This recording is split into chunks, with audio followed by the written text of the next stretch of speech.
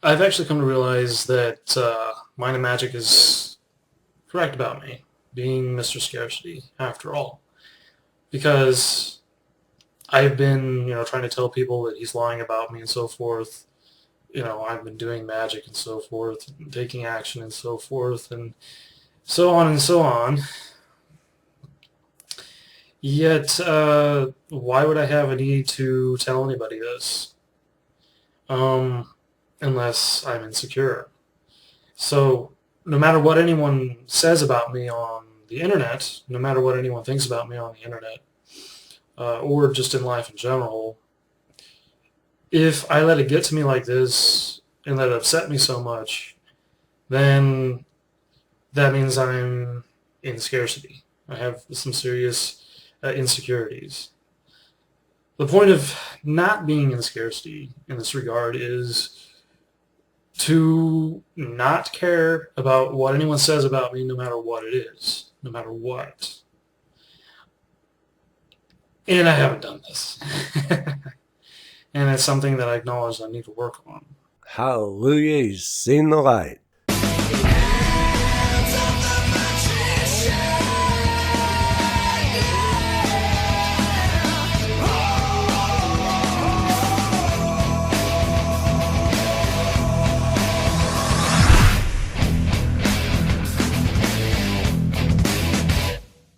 Alright, so one of our old friends has made a video about how I was correct.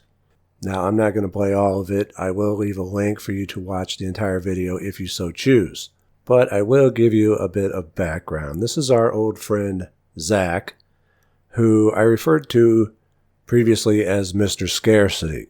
Well, he didn't take too kindly to that. He didn't like it at all, and he kept denying it. So much so that he kept writing to me, denying it over and over again, to the point where I had to just ignore him. I thought that if I was out of sight, I would be out of mind, and that he would be able to finally drop it. Well, I was wrong. He kept sending his emails until he recently sent one that said, "I will never let it go until you fix this." I recently emailed Frater saying, I'm never going to stop until you fix this. I'll never stop until you fix this. And he emailed me back saying, well, everything that I've been doing has just been proving his point that I'm in scarcity by berating him and, other people who watch his videos, trying to get them to hear the other side of the story, you know what I mean? When it doesn't even matter. Well, it was at this point that I thought that I would have no other choice but to ban and block Zach. Instead, I want to thank him. I want to thank Zach because he's made it extremely easy through this experience to explain the difference between scarcity and abundance. Now, I hope he doesn't mind me using his name. And the only reason that I am is because I noticed in the process of making this video that he had been interviewed by the Grand Infinity, otherwise known as Psycho Sorcerer, which was pretty weird as far as coincidences go. Now, I haven't watched it yet. The description says they talk about me. I hope it's all good things. But it had his name right in the title. So I'm assuming that since his name's already out, that it's fine to use it. And it's the only reason that I'm doing so. Are you ready for it? Here it goes. The difference between scarcity and abundance is that at its base, scarcity is the inability to let go. Every time. And so I said to him, everyone else isn't thinking of you as Mr. Scarcity anymore. We've all long moved on. Why haven't you? What does it matter what Frater Xavier thinks or says? Screw him, right? I thought that by ignoring you and not replying to your emails, you would finally be able to let it go. But unfortunately, you were not, which only proves my point about you being in scarcity. And he got it. He finally got it. The first part of solving an issue is admitting you have one. And he finally got it. Now, I actually like Zach. That's the reason I've been so patient with him this entire time. He was only in my videos as an example as to what scarcity is and what it does to people. It wasn't meant to embarrass him or say that he's a bad person. People who are in scarcity aren't bad people, but scarcity can make good people do bad things. And so I want to apologize to Zach for singling him out, because he's not the only one. He is, however, one of the few that I didn't just ban outright because I felt there was some hope for him. But he's not the only one. There was a guy a few months ago I had to ban for making trollish negative comments. I mean, you know when somebody's establishing a pattern of negativity and they just do the same on every video. And I did warn him not to be a troll, but he replied that he was going to be an even bigger troll as he was going to start making videos about me. So I banned him and I forgot about him. See, I let things go. And 3 or 4 months go by, and then I come across a link by him on someone else's video about me. So I check it out, and it's nothing but blog post after blog post after full-length blog post about yours truly, how I give bad advice and other negative opinions. Months worth. He also seemed to be obsessed with recreating my natal chart. Now, I've never given my natal chart, but I have discussed having planets in specific signs from video to video, which means that he went through every video of mine to find out which planets were in what signs and to try to recreate my natal chart, which he is surprisingly close, but he's not exact. He's off by quite a bit in certain places. But that's insane.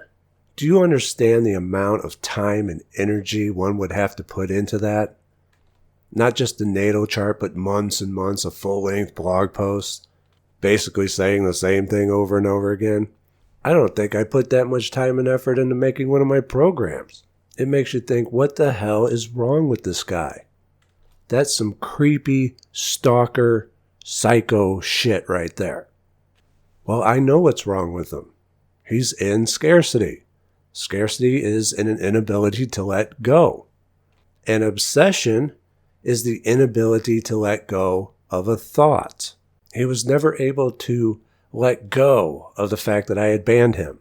He was never able to let it go, and he was never able to let me go out of his thoughts, creating this weird obsession in scarcity.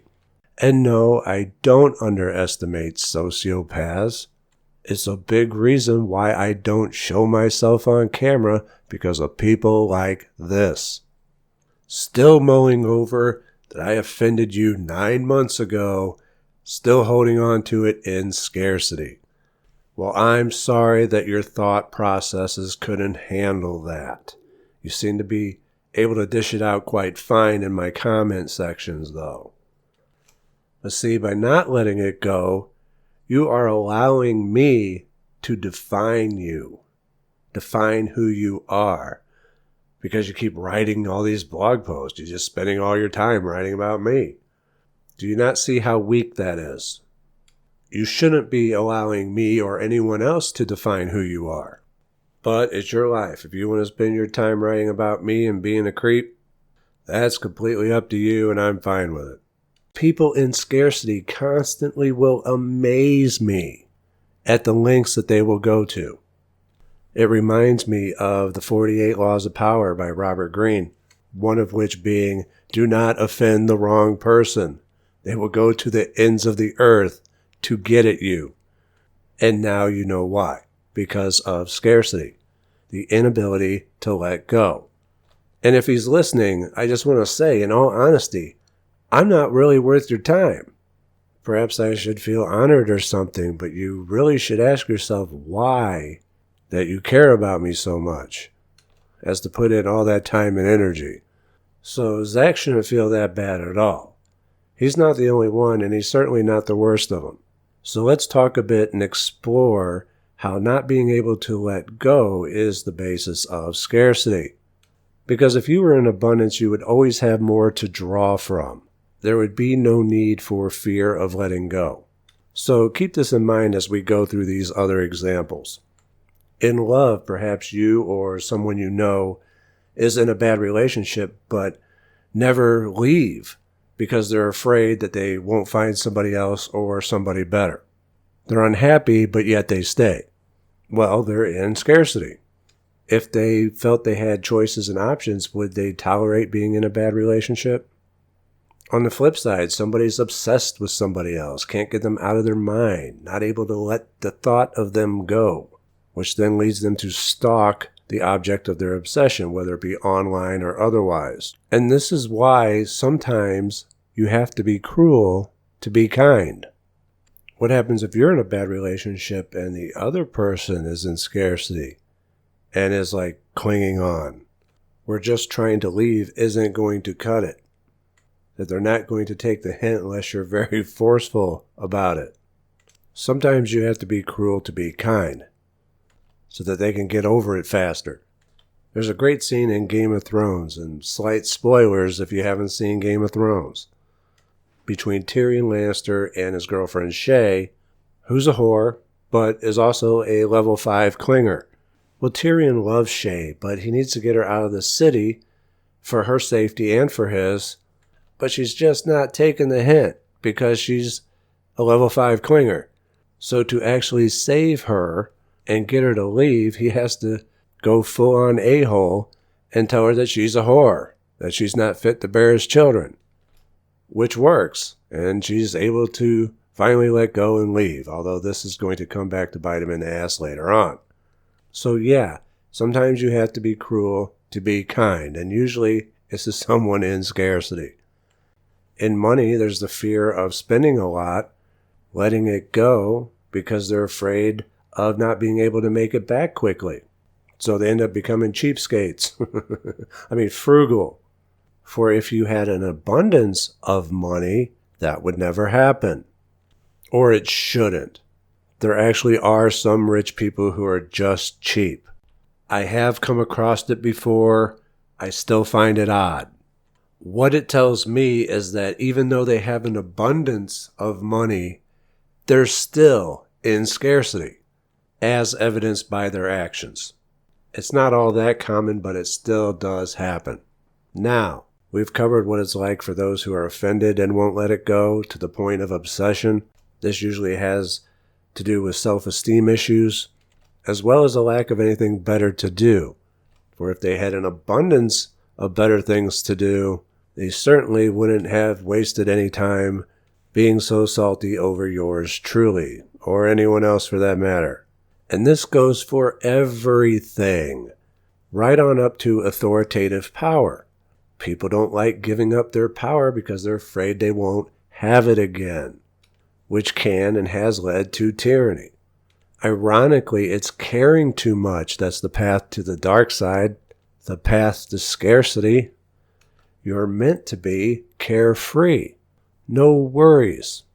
One of the things you're going to realize when you've studied the mysteries for so long is that nothing in this world is really yours. Nothing and no one. You didn't come into this world with anything, and you're not going to take it with you when you leave. It's all property of the divine that is on loan to you. So there's really no reason to hold on so tightly to anything anyway. Now, it's one thing to be told this. It's another thing entirely to internalize it. But the quicker you do internalize it, the better off you're going to be. Because again, ironically, the more you let go, the more you gain. Realizing and internalizing that nothing is really yours anyway is a big part of freeing yourself from the entrapments of ego. So just as another example of how you gain by letting go, you may recall me talking about RSD Tyler. And Tyler talks about scarcity a lot also in the context of pickup and meeting women. And what he's trying to show with it is that when you approach somebody and you're timid, nervous, care too much because you need it to work, i.e. fear of rejection, well, what happens? Well, you don't do so well and you get blown out. But when you relax and you don't care about the outcome, well, now you appear much more confident and you actually start having success. I made a video before about letting go of expectations when it came to like planning nights out. Because anytime we'd make a plan, nothing would ever go to plan. But when me and my buddies would just go with the flow and let go of any and all expectations of how the evening was going to go, well, we'd have the best night ever. So once again, a lot of this comes down to whether or not you have the ability to let go of things. What are you still holding on to? It's the difference between scarcity and abundance at the base level. Remember, none of it's yours anyway. You're not taking it with you when you leave this world. Again, I'd like to thank Zach for helping make scarcity abundantly clear. What it is and what it's driven by. That being an inability to let go. So I hope this helps anyone who's having difficulty in this area or confused on exactly what scarcity is, so that now you can examine the areas of your life to see what it is that you're afraid to let go of out of fear of not being able to get more of it. Now, where magic fits into all of this is knowing how to properly ask the divine for more of it, so that we need not ever be in scarcity. Does this make sense now? Do you understand why I've covered this so much? Why scarcity and abundance are so important to understand? Zach got it. I'm so proud of him because most people that are that deep into scarcity never get it because they don't understand it. They don't understand why they do the things that they do. What's driving it? So good job. I know it's taken a long time to get there, but I'm so glad that you understand this now. Just a reminder, the end of the year sale is going on right now, where you can save up to 25% on all of the programs listed right here. From now through the end of the year, just use code SALE2017 when checking out. Link in the video and in the description. And last but not least, I did get my Christmas present come early from my girlfriend. She got me a $400 PewDiePie edition throttle gaming chair by Clutch, which I absolutely love because I'm so tall and it's more for people my height. As you may have heard, my previous chair had a bit of a squeaking problem. Now I wouldn't hear it when I was recording, only during playback or editing, but it was driving me nuts. And if it was driving me crazy, I'm sure it was bothering you all as well. And for that, I do apologize, but the squeak is now gone. Now, I'm not a big PewDiePie fan or anything, but he records every day for YouTube and doesn't have any squeaking going on. And so if it's good enough for Felix, it should be good enough for me as well. So you can all thank my girlfriend for the removal of the squeaky chair. And that will about do it. So thanks for listening, and I'll see you all soon. Take care.